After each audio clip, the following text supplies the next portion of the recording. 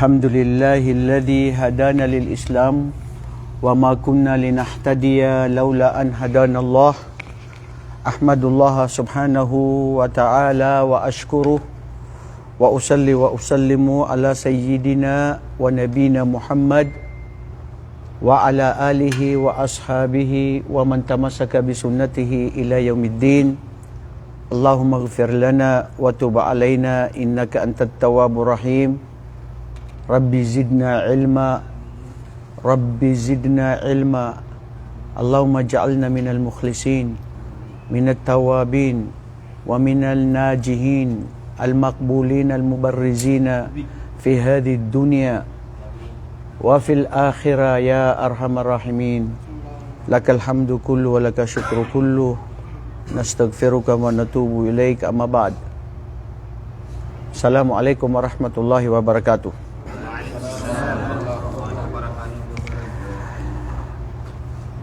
Mga minamahal naming kapatid sa Islam, nararapat lang siguro sa ngayon dahil ang ating usapin ay akida. Pag-usapan natin yung pangkasalukuyan na nababagay sa pangkasalukuyan na pangyayari.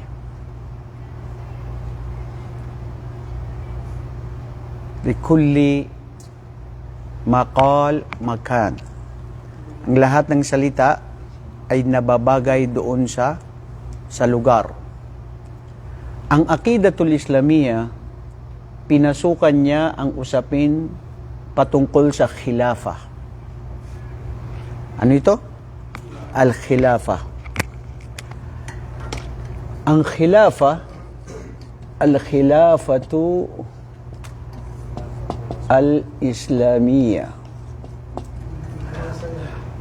Anong di mo mabasa? Al-khilafatu al-Islamiyyatu. Okay, mga kapatid. Al-khilafah al-Islamiyya, pinasukan ito ng ating relihiyong Islam. Kasi ang ating relihiyon ay kumpleto. Lahat ng anggulo, aspeto ng buhay ng tao, lahat ng anumang buhay natin dito sa mundo, pinasukan ng Islam. And there is no religion like Islam na kumpleto lahat. Al-Khilafah al-Islamiyya na kung saan binabagay natin ngayon sa mga araw na ito dahil bukas ay eleksyon sa inyong bansa. Parang hindi ko bansa, no? Sa ating bansa. Sa lupang hinirang. Ang bawat isa na nanonood ngayon at manonood pa lang, sana magbigay ito pukaw, aralin sa kanilang buhay ano ang pantungkol dito dahil ito ay kasama sa ating relihiyon at pag-uutos ng Allah subhanahu wa ta'ala.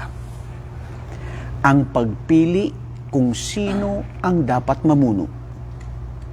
Na nararapat dapat mamuno na piliin mo. Bakit? Kasi kung ang mapili mo na ikaw mismo pumili na siya ay mabuti sa pamayanan at marami siyang nagawang kabutihan sa pag-unlad, pag-asenso, katahimikan, kapayapaan ng isang lugar, ang lahat ng kabutihan na ginagawa niya at dahil ikaw ang isa sa mga dahilan na nanalo siya, kasama ka pati sa gantimpala na kung meron siyang ibinibigay ng Allah na gantimpala dahil ikaw isang naging dahilan. Sa makatwid o sa kabilang dako, pag pinili mo ang isang kandidato na siya ay sagabal sa pag-unlad ng isang bansa, komunidad, dahil pinili mo na hindi mo pinili na karapat-dapat. Hindi ko alam kung bakit mo siya pinili. Kamag-anak mo, kaibigan, nabayaran ka ng pera, o whatever, I don't care.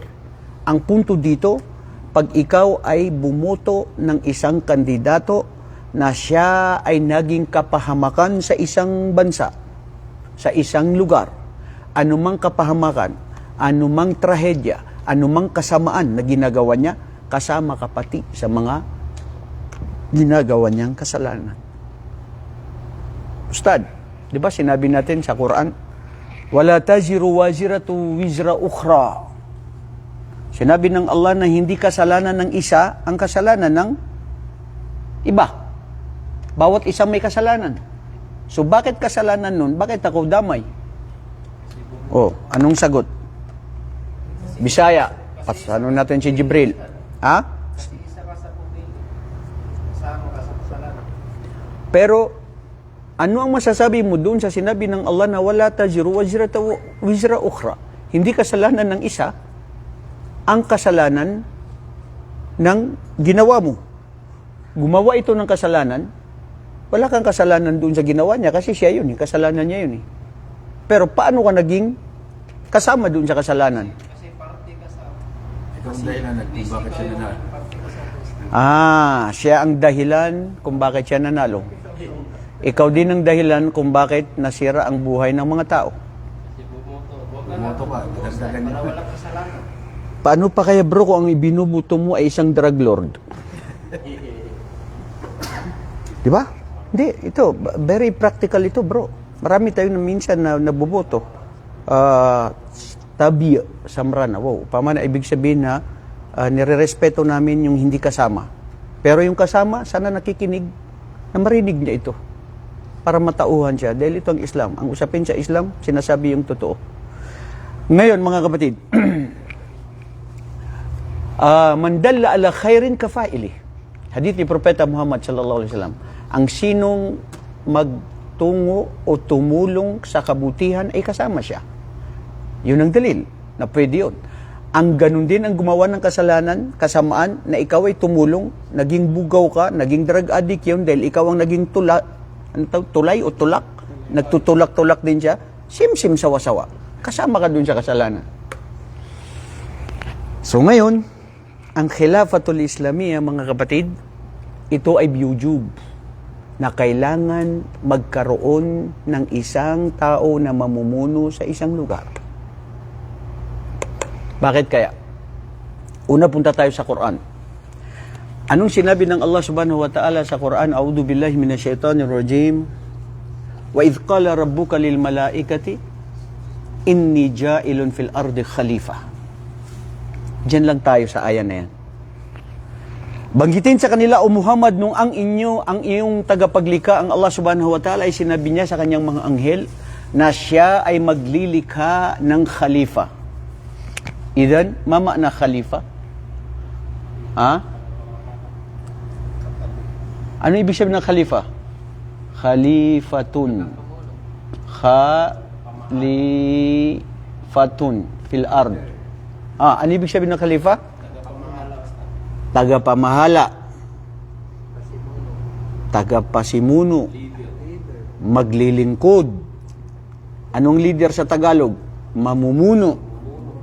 Magbabantay, magmamasid, may tungkulin, na isasagawa niya ang tungkulin niya bilang tao na nilikha ng Allah para dito sa mundo na mabuhay o mamuhay ng kabutihan at mag-utos ng kabutihan at mag-iwas at magsabi ng mga anumang uri ng kasalanan na iwasan ito.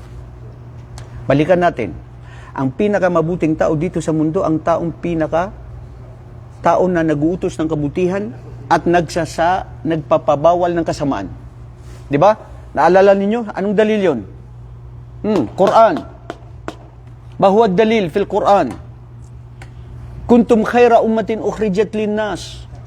Ta'muruna bil ma'ruf wa tanhauna 'anil munkar wa tu'minuna billah. Allahu Akbar. There are three things to be considered that you are one among those who are chosen in the best nation ever in this world. First, you enjoin what is right and you forbid what is wrong and you believe in Allah. Kapatid na Mario, may mga tao na hindi Muslim gumagawa ng kabutihan, nagbabawal ng kasamaan, pero hindi naniniwala sa Allah. Ang kanyang gawaing kabutihan, walang saysay. Sa araw ng paghukom. Maaari siguro napakinabangan dito sa mundo, nabantog siya, nakilala siya, minahal siya ng mga tao hanggang doon lang. Pero sa ating bilang mga Muslim, ang mundong ito, hindi itong totoong buhay natin. Tayo lamang dito ay dumaan. Ang totoong buhay natin ay ang araw ng paghukom, na buhay na walang hanggan. Ngayon, narinig natin, nalaman natin ang pagiging khalifa. Ikaw bro, pwede ka maging khalifa. Ako, siya, kahit sino sa atin khalifa. Saan? Sa kanyang mga pamayanan, sa kanyang lugar, sa kanyang pamilya, sa kanyang may bahay. Ang bahay mo, sino ang khalifa doon? Sasabihin mo, kapitbahay, isang tao? Ikaw bilang ama, taga pasimuno, ikaw ang leader, ikaw ang nagagastos, nagbabantay, nagpoproteksyon sa iyong pamilya. Sa asawa mo, sa mga anak mo, di ba? So ngayon, yun ang pagiging khalifa. Kung bakit din ito wajib, hadith ni Propeta Muhammad sallallahu alaihi wasallam na marawahu fi Abu Dawud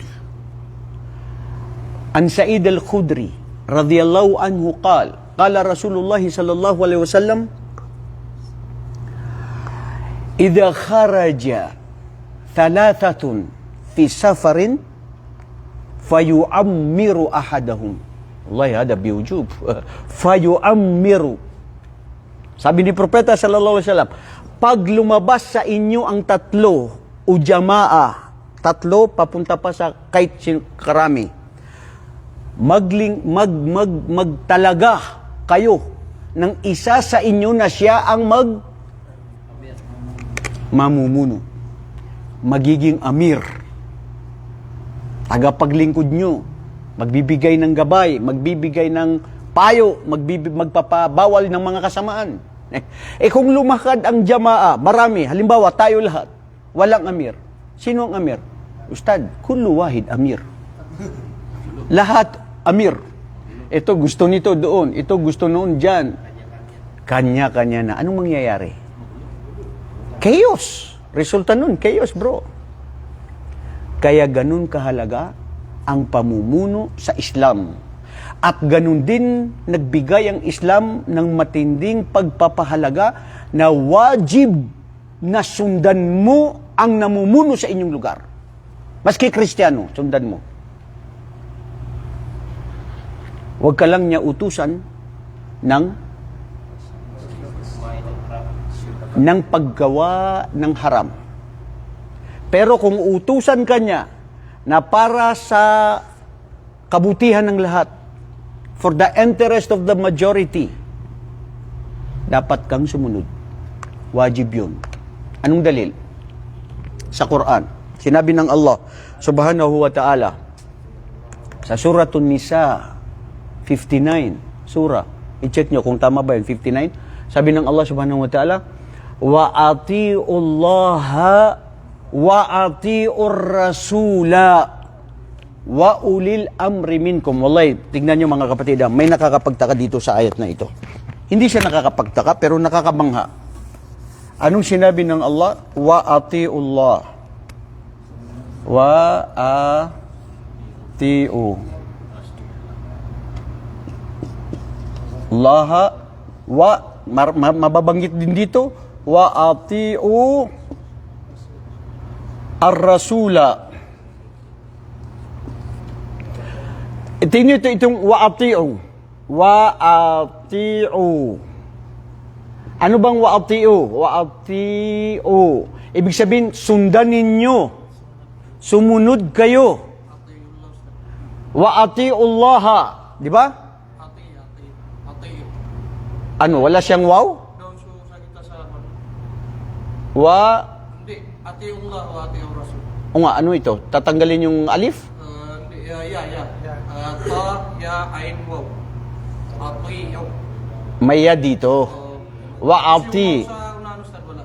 Wa ati'u. Masya Allah. Tanggalin mo yung waw ustad. Natanggal na nga yung wow. Hindi, yung waw sa unahan. Kablala, yan. Ati'ullah wa ati'ur rasul. Ati'ullaha. Wa ati'ur rasul. Ati'ullaha. Okay? Wa ati'u. Wa ati'u. Ar-rasula. Okay, very good. Itong ta'a, pagsunod, itong nakakamanga dito. Sinabi ng Allah na sundan ninyo ang Allah, ang kanyang pag-uutos, ang kanyang mga sinabi, at sundan nyo rin ang kanyang sugo. Ang sumunod dito na aya, hindi niya sinabi na ati'ullaha wa ati'ur rasula wa ulil amri minkum. Okay, itong sinabi ng mga pantas. Bakit sinabi ng Allah na sundan niya ng Allah, sundan ang kanyang propeta, at hindi sinabi dito na sundan ang kanyang mga namumuno? Walang ati. Ibig sabihin, wawul ataf lang, na naaayon siya doon na parang sundan mo din siya, pero hindi niya binanggit yung ati. Alam mo ang hikmah doon, mga kapatid? Kasi ang pagsunod sa Allah at pagsunod sa propeta sallallahu alaihi wasallam ay wujub. Walang pagdududa. Wajib na sundan mo siya. Hindi niya sinabi doon na mayroon ding ati na kalima ati para sa mga amr, kasi ang mga umara, hindi lahat ng kanilang sasabihin ay dapat sundin. Nakuha nyo? Anong punto doon? Kasi kung sinabi din dito ng Allah na wa'ati wa alil amri minkum, ibig sabihin, susundan mo din lahat ang sasabihin ng mga naglilingkod sa inyo. Pero si Allah at ang kanyang propeta, no doubt, Quran yan at saka Sunnah. Pero pagdating dito, hindi pwede. Bakit? Ano ang sababun nuzul? May bumaba na talata sa Quran ang dahilan kung bakit ito ay naipadala. Si Hudhafah bin Qais, pinag-utusan ni Propeta Muhammad na siya ang leader ng mga taga-Ansar na maglingkod, na pumunta sila sa isang expedition. Nung pumunta sila, nagalit siya. Sabi niya doon sa mga tao niya, ba't hindi kayo sumunod? Hindi ba sinabi sa inyo ni Propeta Muhammad sallallahu alaihi wasallam na wa'ati'ullah wa ati'ur rasula wa ulil amri minkum? Ako'y tinalaga sa inyo ng propeta, tapos di kayo sumunod? Nagalit talaga siya. So, tapos, dahil sa galit niya, parang gusto niya bigyan ng punishment ang mga taong yun. Kuha kayo ng mga kahoy, sunugin ito. Sumunod yung iba. Sinunog nila. Tapos parang ipinag-utos niya na pumasok kayo doon sa apoy na yun. Allahu Akbar. Isa sa mga sahaba, naisip niya, ano? Ipag-utos niya, papasok pa kami sa apoy. Dumiretso siya at pumunta kay Propeta Muhammad sallallahu alaihi wasallam. Ang itinalaga mo sa amin na si Hudhafah bin Qais, sinabi niya ito at ito ang nangyari, nagalit siya sa amin, naglingkod kami, kumuha kami ng mga kahoy, sinunog namin, tapos parang gusto niya, pumasok kami doon. Ano yun? Hindi, kaya ito dumating kami sa Propeta dahil ako hindi sumunod sa kanya. Doon sinabi ni Propeta sallallahu alaihi wasallam na la ta'ata li makhluqin fi ma'siyatil khaliq. Walang pagsunod sa nilikha kung labag sa kagustuhan ng lumikha. Innama ta'atu lil ma'ruf. Dahil ang pagsunod ay sa kabutihan. Walang pagsunod sa kamalian. Maski ang magulang mo, wajib na dapat mong sundin, pero kung ang paginagutos niya ay labag sa kagustuhan ng Islam at sa Allah at kay Propeta, wag mo sundan. Pero kung ang pag-uutos niya ay walang ugnayan sa relihiyon, lalo na sa paglabag sa Allah, sa batas ng Islam, ay dapat mong sundin. So yun ang dahilan dito, mga kapatid, na ang pagsunod sa Allah at sa kanyang propeta ay wajib. At sa mga amir, sa mga ulama, ang tafsir dito ng mga pantas doon sa waulil amr, sabi nila, ay ang mga ulama, ang mga maalam sa Islam, at ganun din ang mga tao na nabigyan sila ng responsibilidad sa kanilang lugar na dapat ninyong sundan. Yun yung mga umara. Khilaf doon yung mga ulama, mga pantas, pero ang pinakamaano doon talaga ay yung mga umara. Ibig sabihin yung mga totoong mga leader na naglilingkod na dapat. So bakit ito wajib, mga kapatid? Alam nyo na, logically, kung sinong ihahalal mo, ikaw ang bahala sa buhay mo. Anong mangyayari sa buhay mo kung anong gusto mo na manatili na ganun? Ngayon, bago natin kukunin ang mga patungkol dito sa khilafa, sa hujub niya, lahat, gusto ko dumaan tayo sa isang mga usapin patungkol sa Al-Khilafatul Islamiyya wa Marahiluha. Nung si Propeta Muhammad sallallahu alaihi wasallam ay naging ganap ng propeta, siya ang namuno sa mga kamusliman. Lahat ng mga propeta, sila ang mga namumuno. Sila yung mga leader. Si Sulaiman alayhi salatu wasalam, siya yung mulk at siya rin yung nabi. Ngayon, namatay si Propeta Muhammad sallallahu alaihi wasallam sa edad na 63. Dito nagkaroon ng Khilafatul Islamiyya. Kung sino yung successor na dapat sumunod, na sundan nila pagkatapos nung namatay si Propeta Muhammad sallallahu alaihi wasallam. Nagkaroon kasi dito ng khilaf o nagkaroon dito ng hindi pag-uunawaan o hindi pagkakaisa. Dahil wala daw diretso na iniwan na sulat si Propeta Muhammad sallallahu alaihi wasallam na nagsasabi na pag ako ay namatay, ang susunod ay si Abu Bakar. So, dumating ang mga tao, Ansar, at saka ang mga Muhajirin, at iba pang mga bagong pasok sa Islam, ang mga balik Islam, katulad ninyo, at yung mga kamag-anik na Propeta Muhammad sallallahu alaihi wasallam, nagkaroon sila ng hindi pag-uunawaan. Dahil sabi nila, ganun yun eh. Ito ang punto dito kasi mga kapatid. Pagdating sa pamumuno, yan ang isa sa mga pinakamalaking fitna sa ummah. Napakalaking fitna yan. Napakalaking pagsubok yan. At ngayon nakikita nyo na. Sa inyong lugar, saan kayo nakatira, huwag mo na ikwento sa akin, alam ko yan. So, bakit? Ganito, kasi nung una pa, nangyari na. Ang hidwaan, ang hindi pagkakaisa, at ang patayan ng mga kamusliman pa noon sa oras na yun. Dahil lang sa khilafa, dahil lang sa pamumuno. Dahil gusto mo ay ikaw yung nandun at ayaw mo pang umalis. Ngayon, si Propeta sallallahu alaihi wasallam, ang nangyari nung siya ay namayapa na badaatil khilafa fakana. Of course, marami tayong mga dalil dahil sa kaiklian ng oras natin, ang pinakadalil talaga dyan na dapat mamuno ay si Abu Bakar as-Siddiq radhiyallahu anhu. Pinakadalil na dyan, marami pa dyan, bukod pa dyan, pero isa dyan sa pinakadalil, nung siya ay malapit ng mamatay, nung siya ay may sakit, sinabi niya, Muro Abu Bakar bisala. Iutos kay Abu Bakar na magsala. Tapos sinidlangan ni Aisha, natatay niya si Abu Bakar. Tingnan niyo yun, Masya Allah. Siguro kung sa panahon natin ngayon, oh, alhamdulillah, sugo ng Allah. Sige, tatay ko siya. Pero siya pag naghadlang, sugo ng Allah. Bakit ang aking ama? Mahina ang boses niya. Mahina siya, hindi siya gaano kalaki yung yung personalidad niya. Nagalit si Propeta sallallahu alaihi wasallam, Muro Abu Bakr bis-salah.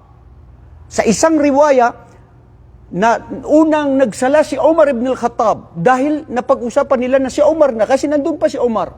Si Abu Bakar nandun lang, hindi pa masyado makita kasi yung very simple na tao si Abu Bakar. Mahina pa yung boses niya. So napilitan nila si Umar, siya ang nagsala. Nung marinig at makita ni Propeta Muhammad sallallahu alaihi wasallam, kinureksyon na niya ang mga pamayanan ng mga Muslim. Muro Abu Bakran bis-salah. Si Abu Bakar ang patayin niyo ng sala. Wala, umalis si Omar. Pumunta si Abu Bakar. Siguro kung sa atin yan ngayon, sa kapanahon na natin, ang mga Pilipino, kayo mga bro, mga sensitibo. Naharta ko, bro. Nandun na ako, nahiya ako, pinaya ko ni Propeta Muhammad. Bakit? Pride yan. Pride yan. Bakit bro? Kasi di ba si Propeta Muhammad, ang asawa niya, si Aisha, na anak ni Abu Bakar. O ako naman, si Umar ibn al-Khattab, di ba? Anak ko din si Hafsa, na asawa din ni Propeta. Same, sawa-sawa, parehas kami. Pero bakit na iba si Abu Bakar? Ganon yun. Hindi mo pwede i-question kung ano yung gusto ni Propeta sallallahu alaihi wasallam. Li'annahu ma yantiqu anil hawa.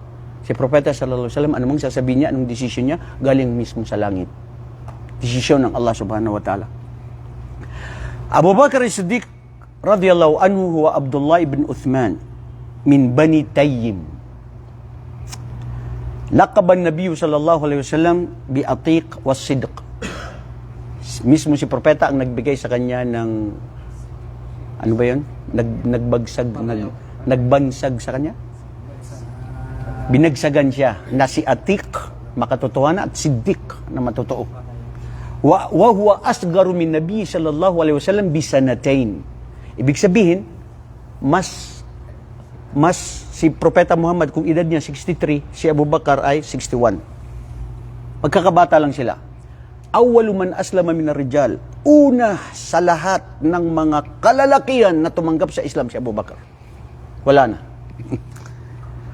Siyempre, kung ako yun, siyempre, mas unahin mo kung sino talaga yung una, di ba? Si Omar, kailan lang.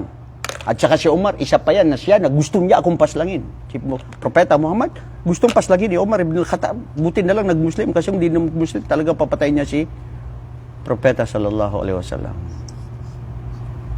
So, anong nangyari?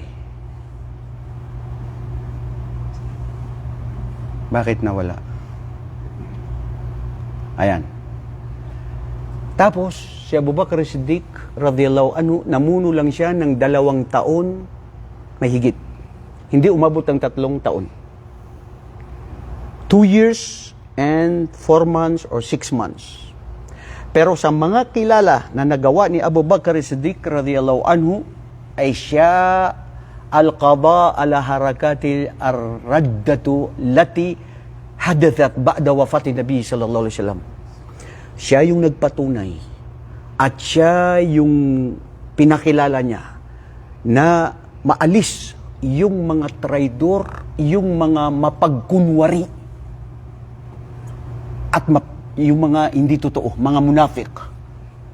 Nakilala na ni Abu Bakr Siddiq radhiyallahu an sa oras na yon, kaya inibanan niya at siya rin ang nagpatuloy sa pagiging propeta ni Muhammad sallallahu alaihi wasallam sa pag-unlad ng pag-usbong ng Islam.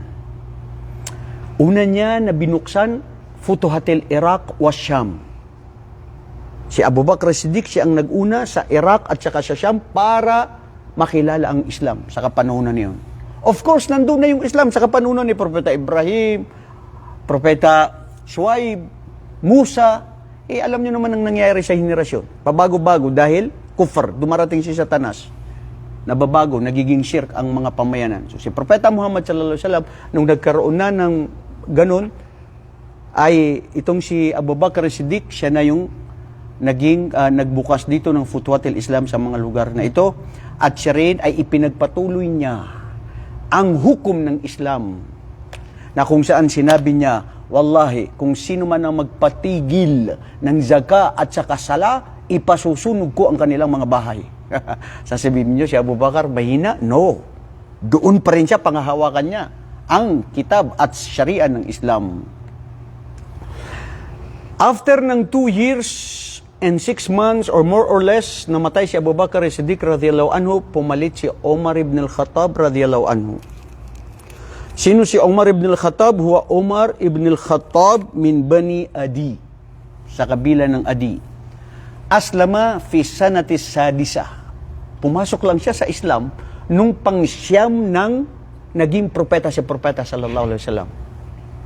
After the Prophet Muhammad sallallahu alaihi wasallam become a prophet, and then si Omar ibn al-Khattab, doon lang siya pumasok. Ibig sabihin, for more than 5 years, doon niya gustong kitilin ang buhay ni Propeta Muhammad sallallahu alaihi wasallam. Kalaban siya ng Islam, problema ng mga Muslim. Si Omar ibn al-Khattab. At yun nga ang nangyari, alam natin kung paano siya nag-Muslim dahil sa gabay nito ng Allah subhanahu wa ta'ala sa kanya. At siya rin, ba'daan kana asyadun nas, siya yung pinakamatapang at malakas sa mga kalalakihan. Dahil sa totoo lang, nung siya ay nag-Muslim, lumakas ang Islam. Bal hawala katla Nabi sallallahu alaihi wasallam wa saqahu Nabi sallallahu alaihi wasallam bil Faruq. Ibig sabihin, si Propeta Muhammad sallallahu alaihi wasallam, siya ang nagtawag kay Abu Bakar, binagsagan siya na siya ay Al-Faruq, Umar Al-Faruq, kama yusammun. Wa ma ma'na Faruq ay farraqa bainal batil wa al-haq. Ang ibig sabihin ng Faruq ay siya yung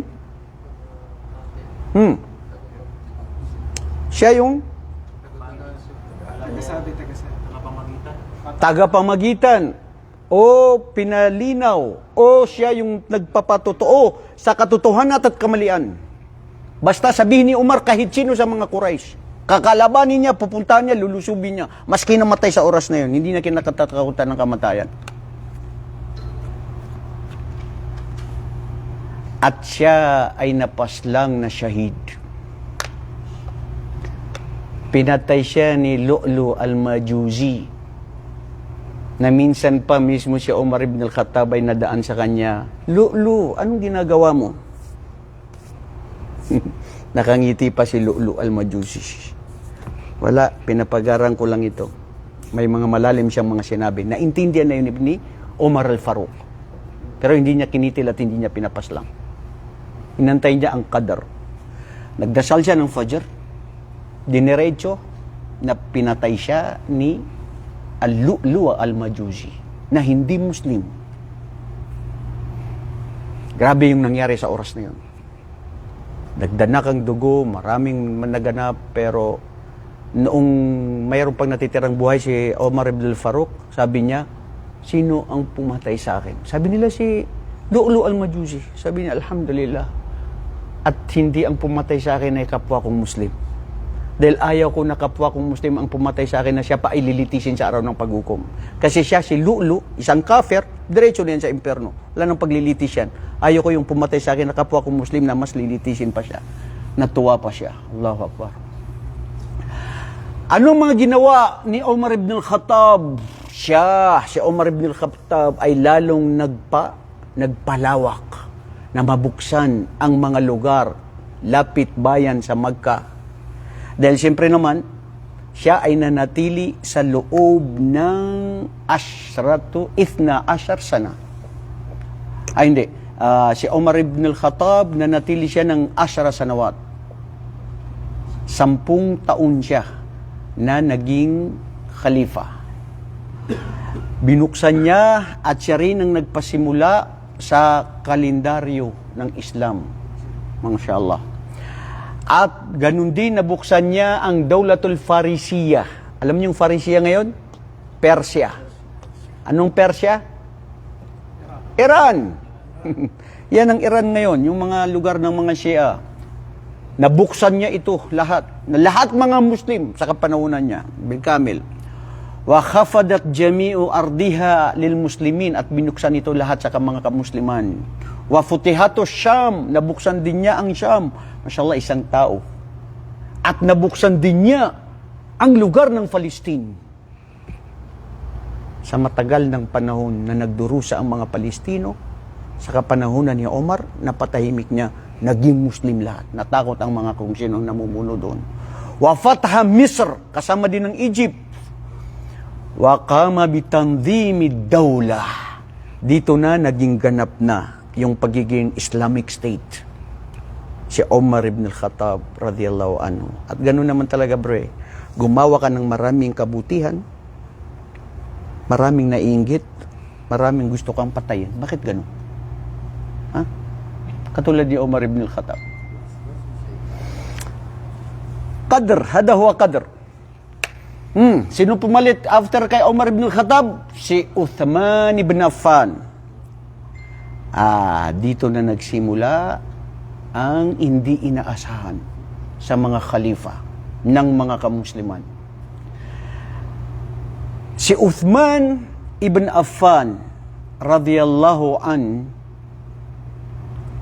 min Bani Umayyah wa huwa awwalu man aslama. Isa rin siya sa mga kasama sa mga naunang tumanggap sa Islam, of course, pagkatapos ni Abu Bakar as-Siddiq. Wa tazawwaja min ithnaini min banati Rasul sallallahu alaihi wasallam, falidhalika summiya dhu nurayn. Si Uthman ibn Affan, isa siya sa mga kilala na tanyag na mayaman, na isang tajir. Anong tajir sa Tagalog? Businessman is in English, man. I want Tagalog. Ano yung Tagalog?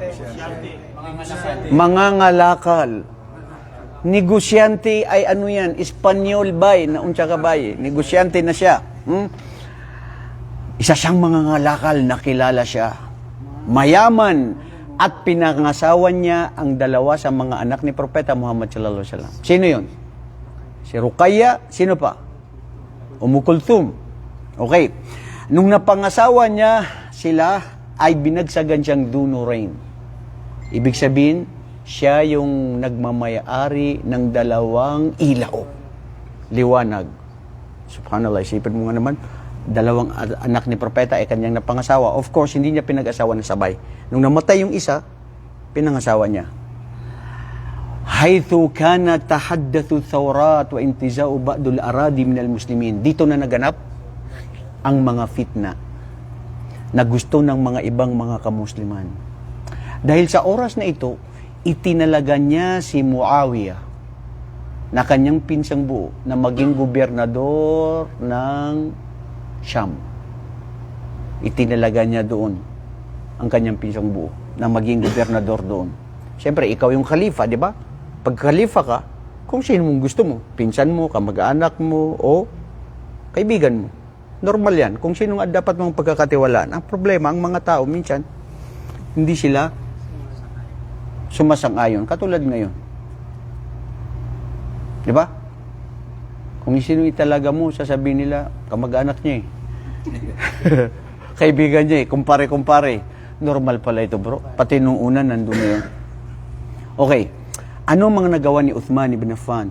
Marami siyang nagawa. Fathul Bilad. Nabuksan din niya ang mga karamihang mga ramig na malapit na mga bansa. Kana tahadud thawrat wal tiza'u badul aradil muslimin fayakumul muslimuna bi'adati fathiya. Bumalik ang lakas ng mga kamusliman sa kanyang kapanahunan at maraming mga nabuksan na mga biladul muslimin, at siya naman ay nanatili sa kanyang pagiging khalifa ng 12 taon. Si Umar ilang taon? 10 years, di ba? Si Uthman ibn Affan 12 years.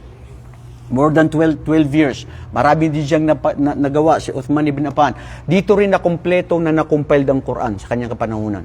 Isa rin sa hindi makalimutan sa kanyang kapanahunan dahil doon si Umar ibn al-Khattab, si Abu Bakar, na plano na ang Quran ay may sulat sa pamamagitan ng rai ni Omar. Tapos dito sa kapanahunan ni Uthman ibn Affan, dito na naganap na inaisulat na naging formal na cover to cover ang Quran. At marami nang lumabas dito na mga sa buwatan ng mga kamusliman. Nagkakaroon na yun, fitna na yun. Kaya noong siya ay napaslang, pinatay siya ng mga Khawarij. Ang mga Khawarij, mga kapatid, grupo ng mga kamusliman na gusto nilang maglingkod na kung ano yung sa kanila. Hindi yung naaayon kung sino yung sa majority at karamihan. Kaya noong siya ay napaslang, ang kanyang asawa mismo ay hindi pumayag na kung ano yung dugo na nandun sa damit ni Uthman ibn Affan ay hindi niya pinalaba, at sinabi niya dalhin ito doon sa kanyang pinsan na si Muawiyah para mabigyan ng hustisya ang pagkamatay ni Uthman ibn Affan. Pumalit agad si Ali radhiyallahu anhu. Dito lalong umusbong ang fitna ng hindi pagkakaunawaan ng mga kamusliman. Dahil ang gusto ng partido ni Uthman ibn Affan ay magbigyan agad ng hustisya ang pumatay kay Uthman.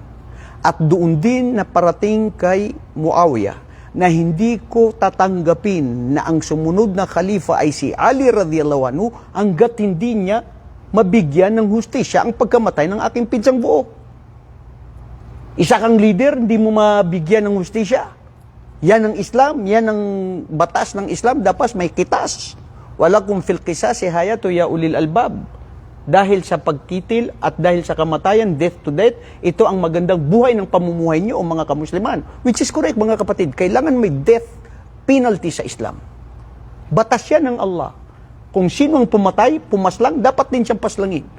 Dahil hindi pwede pairali na pumapatay siya, pinoproteksyonan pa siya, sinusuportahan pa. Hindi pwede yun. Hindi pwede yun.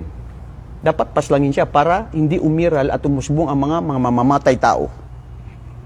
Sa atin, sa lugar ng mayroon akong alam na lugar, yung mamamatay tao, yun ang sikat at yun ang kinatatakutan at tinalagan pa nila yung tarabusaw, yung ni Mamuno. Kasi tigas yan sa pamilya namin. Marami yan napatay. Kaya kami, astaghfirullah, baliktad. Hindi ganun. Si Ali bin Abi Talib, nagkaroon siya na stress. Sabi niya, ano ba ito? Pati si Aisha, radhiyallahu anha, na asawa ni Propeta Muhammad sallallahu alaihi wasallam, parang doon siya nagsaside kay Uthman at kay Muawiyah.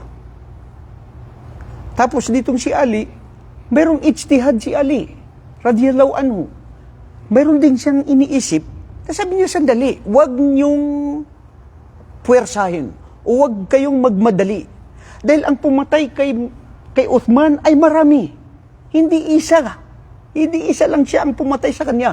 O dalawa o ilang grupo, marami sila.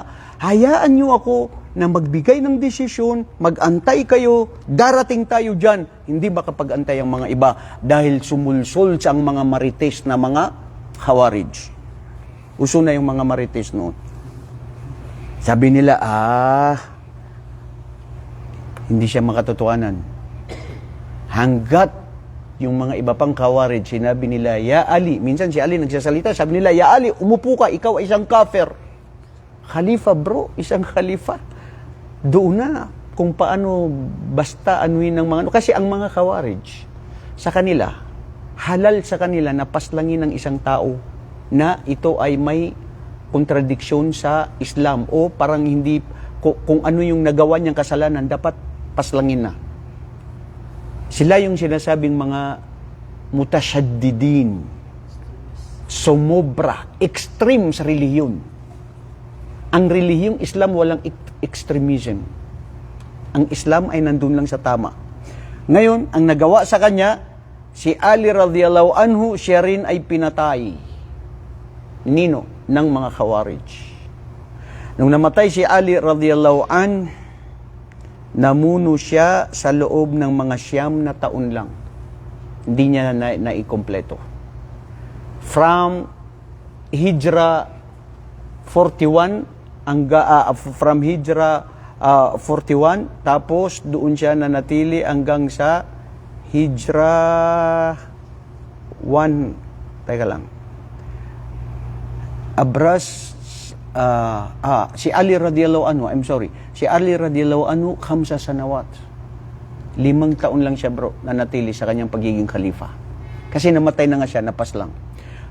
Sinong pumalit? Ang kanyang anak, na si Hasan ibn Ali. Si Hasan ibn Ali, nung ito ay napalit, kasi alam nyo bakit nangyari bro? Kasi lumabas na dito yung mga Shia. Na ang gusto ng mga Shia na pinaka-aantay nila ay si Ali at ang pamilya niyang Ali at saka Ahlul Bait. Dahil sila daw ang may karapatan na dapat mamuno.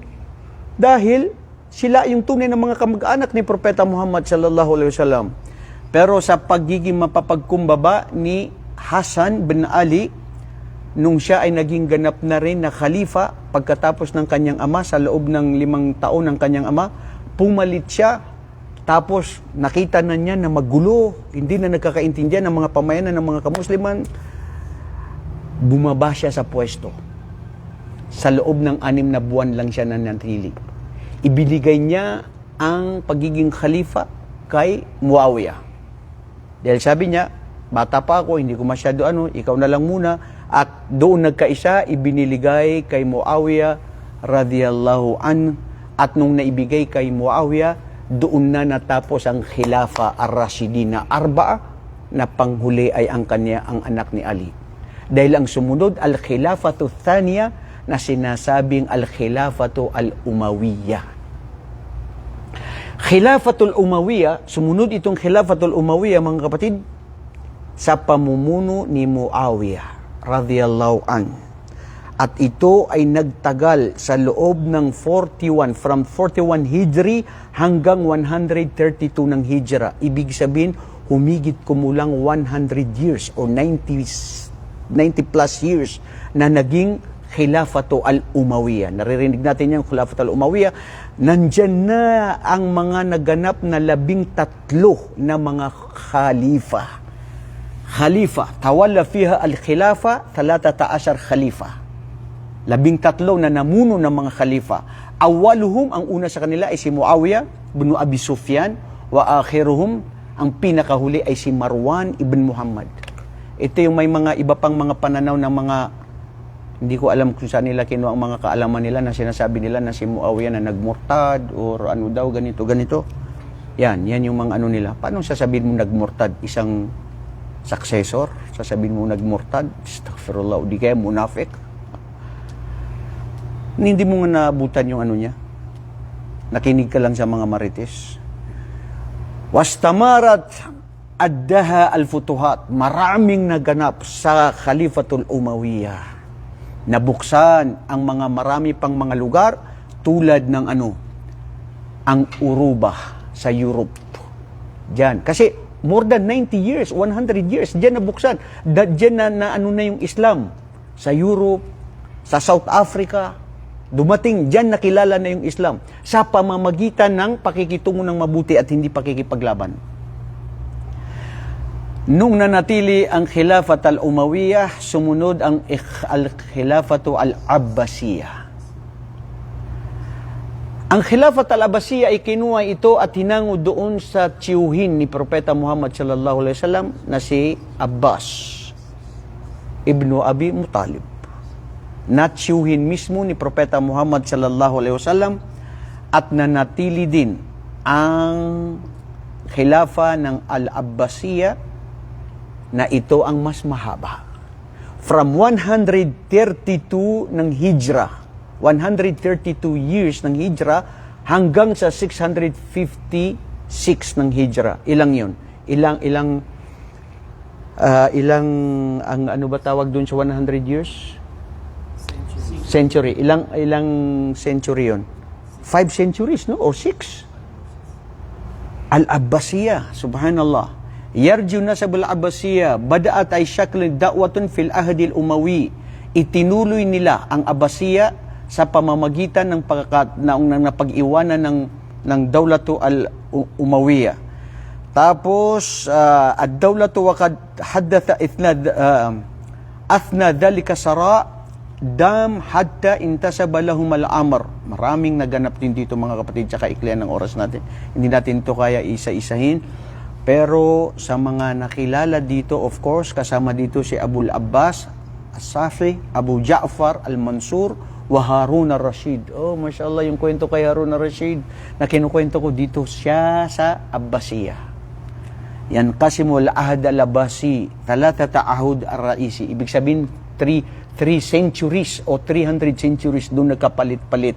Nag-iba-iba ang mga khilafa, lumaganap ang Islam, dumating na rin sa Amerika, dumating na rin sa China. Of course, hindi pa yan, ang China, dumarating na yun doon. Halos lumaganap na ang Islam sa, sabihin natin na more than half of the world dumating ang Islam.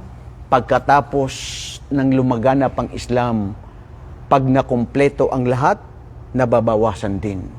Dumating at namatay ang mga khalifa, dumating ang Khilafatu al-Fatimiyah. Dumating naman at nag-rule at pumalit ang mga khilafa ng Fatimiyah, na ang Khilafa al-Fatimiyah dito humusbong at dito lumakas ang sandatahan ng mga Shia.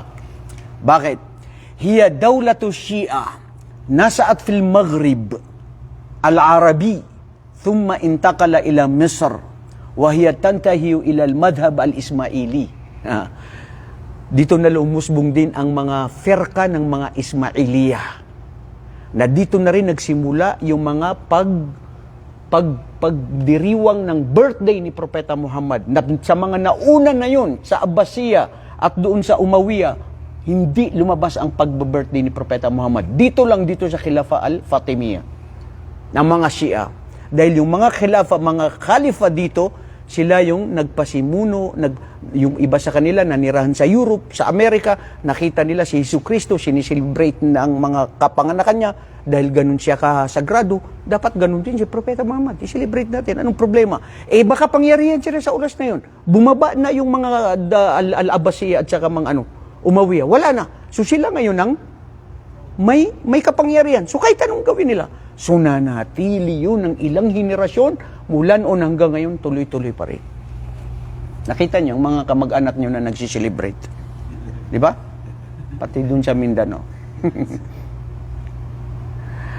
Yan ang nangyari sa, subhanallah, mga kapatid, dito sa napakalaking nangyari dito sa mga gulo sa Fatimiyya. Nagpatayan ng mga kamusliman.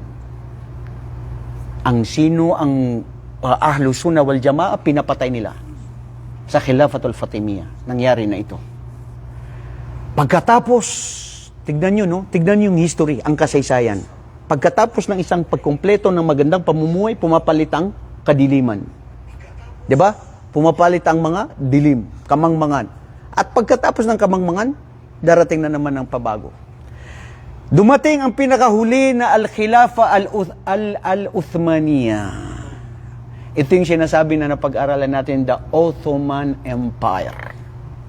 Dito rin, napakalaki ang pagsubok dito sa Ottoman Empire dahil ito rin ay humusbong at nakilala ito sa Dawlatul Turki, sa Istanbul, na kapital niya noon, na dati kapital niya ay ang Constantinople.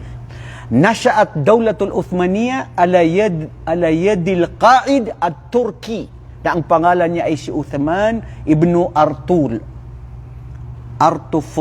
Artufor. Pero ang hindi ko makalimutan dito sa Khilafah al-Uthmaniyya, dito nanggaling si Kemal Ataturk. Sa kapanahunan ni Kemal Ataturk, itinalaga siya ng mga Estados Unidos at mga European na ikaw ang manatili dyan sa Uthman, sa Khilafat al-Uthmaniyya. Pag ikaw, sinuportahan ka namin, gawin mo ang lahat ng gusto mong gawin at suportado ka namin at ito rin ang gusto namin gawin mo dyan sa lugar mo na yan. Kasi ang Uthmaniyya, mga kapatid, kinatakutan ito ng kasaysayan. 1/3 of the world na control nila. 1/3 of the world. Ganito rin kalakas ang mga Turkish sa kapanahunan na yun. Nakikita pa, pati yung dyan sa Madina, nung mga estudyante pa kami sa Madina, meron pang train mula doon papunta diretso ng Istanbul. Subhanallah. Paano nila yun? Dahil sa sensya, teknolohiya na meron sila. At ganun sila kalakas sa oras na yun. Pero, maski may kabutihan, may dumarating din ng mga pagsubok at mga sagabal. Isa dyan, dumating dyan si Kemal Ataturk. Si Kemal Ataturk, binago niya ang lahat. Sabi niya ngayon, wala nang adhan na Allahu Akbar, Allahu Akbar. Ang gagamitan natin na Allahu Akbar ay ang lingwahe ng Turkey. Kumbaga sa lingwahe natin, hindi na sasabihin Allahu Akbar, Allahu Akbar. Sasabihin muna, ang Allah ay dakila, ang Allah ay dakila. Papalitan mo na kung anong lingwahe ng Arabic. Pinausbong mo ang lakas mo. Pati yung mga kababaihan, wala nang kumbong, ayaw na maghijab. If almata siya, kahit anong gusto nyo. Ang musika, gawin na. Ang mga sufi, ang sayawan, gawin na. Ang mga madrasa, wala ng Arabic. Mafi Arabic. Turkey na nga ituturo. Titigilan na ngayon ang Arabic. Kung may mga nakikita kayo ngayon, wala yan sa kalingkingan ng mga nauna. Kung paano nila kinontrol ang Islam. History repeats itself. Nangyayari yan, mga kapatid.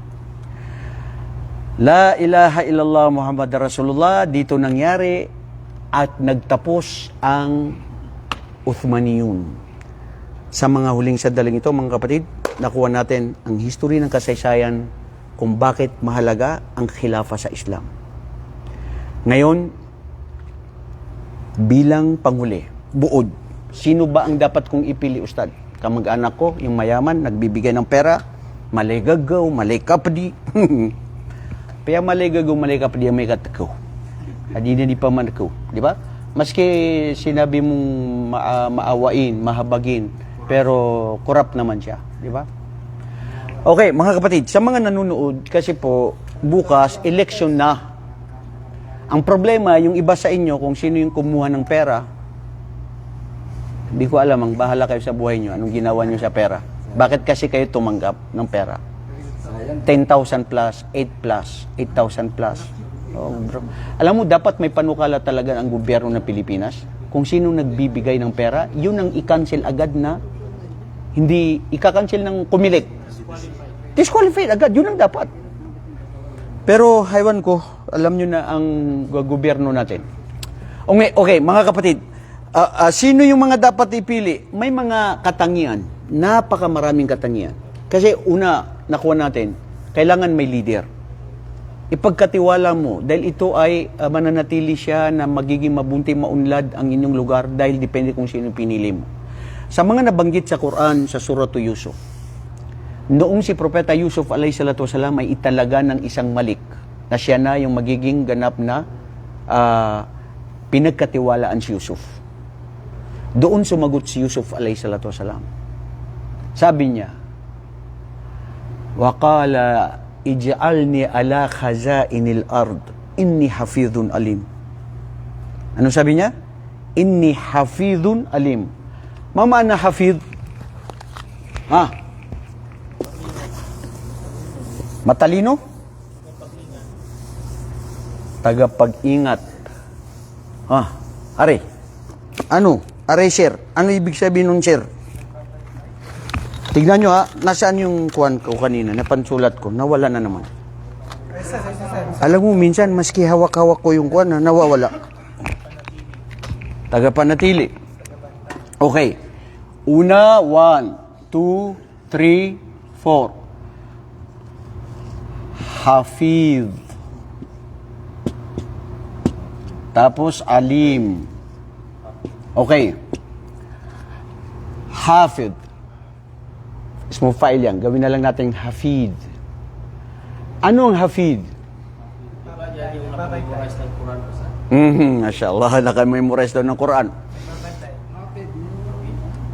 Bro, wala pa akong nakilala na naging leader na hafid ng Quran. Pero hindi yun ang ibig sabihin nun. Ang hafid, siya sa ibig sabihin ay masinop, may responsibilidad, samranaw na masyap. Totordoon yan sugal bakyan. Ibig sabihin, yung responsibilidad niya, alam niya, ginaganap, ano ba yun? Yung ginagawa niya, ginagampanan niya, responsibilidad siya, bro. Hindi siya pabaya. Yun ang hafidh. Inni hafidhun alim. Sabi niya, ni Yusuf, ikaw isang malik, dahil ikaw ay gagawin mo ako bilang mamumuno, dyan, alam ko kasi ang sitwasyon Gawin mo ako bilang mamumuno dyan sa kapangyarihan na ako ang mamahala sa yaman at pagkain na ibinibigay sa mga mahihirap dito sa Dawlatul Misr. Sa kapanahunan na yun ni Firaun, si Pharaoh, hindi yung si Firaun na kalaban ni Musa, sa yung balik na yun. Hawak nila ang buong Misr.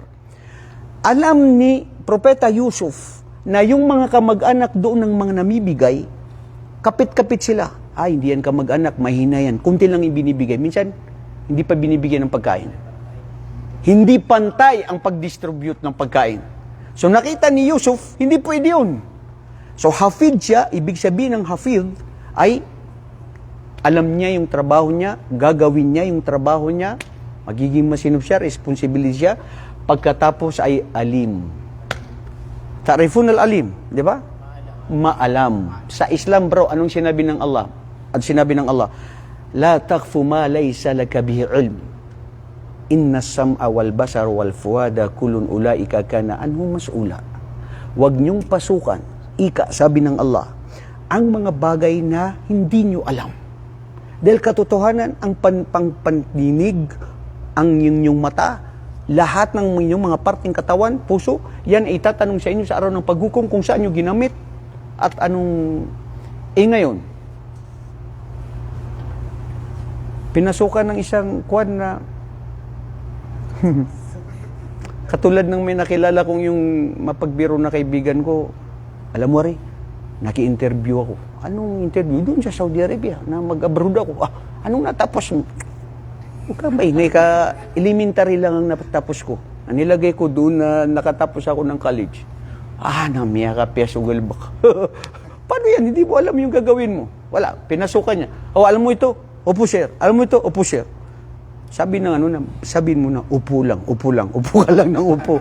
Para, ibig sabihin, yun, nakapasa. Pagdating dito, sabi ng Arabo, hala, nalugi ako, sabi ng Arabo.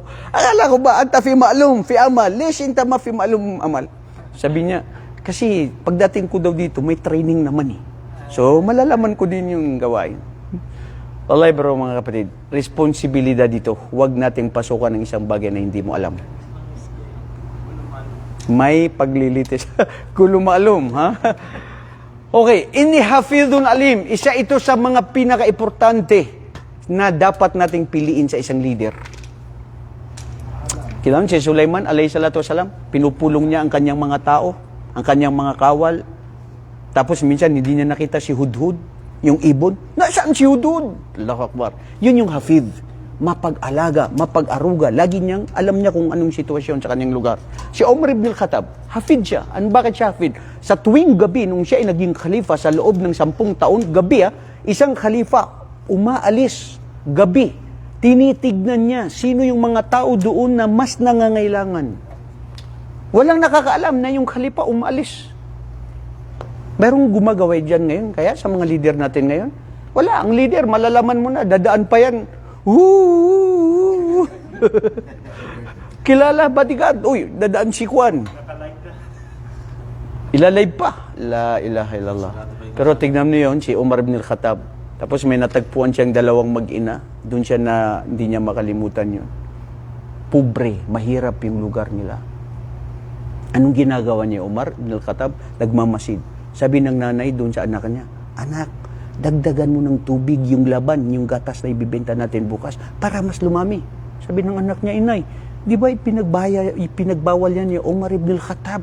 Shh! Ayaw ka saba, ayaw ka kuan. Wala man dito si Umar ibn al-Khattab. Sabi ng nanay niya sa bata, sabi ng bata, inay, kung wala dito si Umar ibn al-Khattab, nasaan si Allah? Nasaan ang Allah? Hindi ba tayo nakikita? Allahu Akbar. Nung narinig yun ni Umar ibn al-Khattab na iyak, ang anak niya na si Abdullah, anak ng khalifa, pinapangasawa niya doon sa mahirap na babae dahil nagtataglay ng takot sa Diyos. Sa atin ngayon, anak ka ng gobernador, ipapakasal doon siya nagtitinda ng pusyan? Hoy, wag yan. Anong mapapala niya doon niya magtitinda siya doon ng kwan? Bro, ang tinitingnan nitong katangian ng takot sa Diyos, sa Allah subhanahu wa ta'ala. Si Abu Bakar Siddiq, anong criteria ni Abu Bakar Siddiq na hindi makalimutan nung siya ay naging kalifa sa loob ng 2 taon? Gabing-gabi, pumupunta sa isang babae na matanda na bulag, na walang nag-aalaga sa kanya. Tapos siya ang naghahanda ng pagkain. Nakita yun ni Umar ibn al-Khattab kasi nagmamasid din si Umar ibn al-Khattab. Hindi naman osisero si Umar ibn al-Khattab pero napag-alaman niya yun, sabi niya, wallahi hindi ko kakayanin si Abu Bakar itong ginagawa niya. Tapos hindi alam ng isang babae na ito na ang nag-aalaga sa kanya ay isang leader, isang khalifa. Ikaw leader, gawin mo yan leader. Bisay ang ama na rin mga tao. Di ba? Ang tawag sa amin doon na pangunguri pang kami. Ibig sabihin, magsiservisyo ka sa mga tao. Hindi yung doon ka doon sa na ikaw ang siga. Magserbisyo ka sa mga tao. Kasi kung matatanggap ka ng ibigay mo yung sa mga tao. Dahil wallahi malaking pananagutan ito sa araw ng paghukom. Bilang pangulian yung pangatlo, sabi ito sa Surat Yusuf, di ba? Sa surat,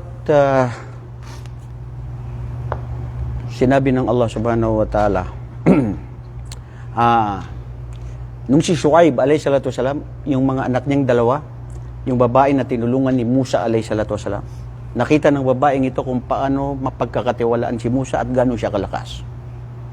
Waqalat ihdahuma, ya abati, ista'jirhu, inna khayra man ista'jarta al-qawiyul amin. Allahu Akbar. Qawi.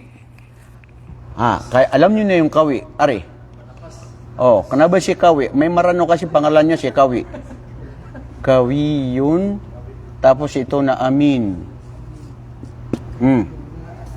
Kawi yun Amin. Ang Kawi, malakas. Hindi lang malakas sa katawan, sa pananampalataya, sa pag-iisip, sa decision maker. Malakas siya. May paninindigan. Pag may decision siya, pag sabi ng misis niya, wag, ito ang gusto ko, sabi ng misis niya. Sabi niya, isada. Ngayon, hindi eh. Pag desisyon mo, maski nasabi mo na, pag ayaw ni misis, sorry ka, hindi pumayag si misis. Kailangan na yung gusto niya. Kapatay kami ngayon sa bahay, mag-away kami. Yun ba ang kawi, bro? Isang babae lang, natalo ka na. Ang isang leader, walang siga. Siya ang malakas. Sabi, o aking ama, ang katotohanan, gawin mo siyang maglingkod sa atin. Ang tunay na pinakamabuting maglilingkod at siyang bibigyan ng responsibilidad ay siyang malakas. At siya rin magpagkakatiwalaan. Okay, mapagkakatiwalaan ay ang amin. Ano itong hafid? Anong tawag dito? Responsable. Yan.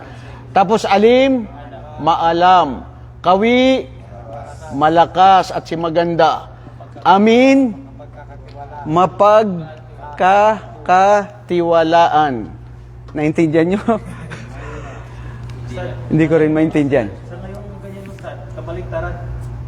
Bakit? Hindi responsible. Tumatakbo na yung Ustad, kabaliktaran lahat yan. Hindi nga. Allahu Akbar. Teka lang ha. Oy, mga nanonood, sorry. Ito, galing lang ito dito. Pero parang ngayon lang din naisip ko yung may punto kayong sinabi mo, Nur Haydin. Lahat ng sinabi daw dito ay kabaliktaran daw sa mga nagkakandidato, pero hindi naman lahat. No, di ba? Kasi responsible, karamihan lang.